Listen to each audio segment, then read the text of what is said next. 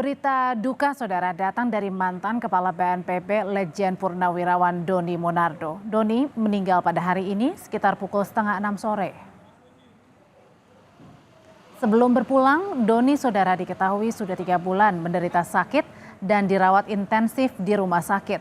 7 November lalu, Presiden Jokowi sempat menjenguk Doni di Rumah Sakit Siloam, Semanggi, Jakarta. Kabar meninggalnya Doni Monardo disampaikan tenaga ahli BNPB 2019-2023, Egy Masadia.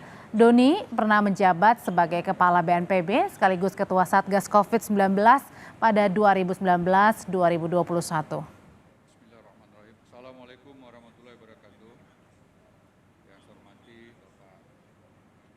Melalui pesan singkat, Egy mengabarkan telah meninggal dunia Letjen Purnawirawan Dr. Honoris Causa Doni Monardo pada hari Ahad 3 Desember 2023 pukul 17:35 waktu Indonesia Barat.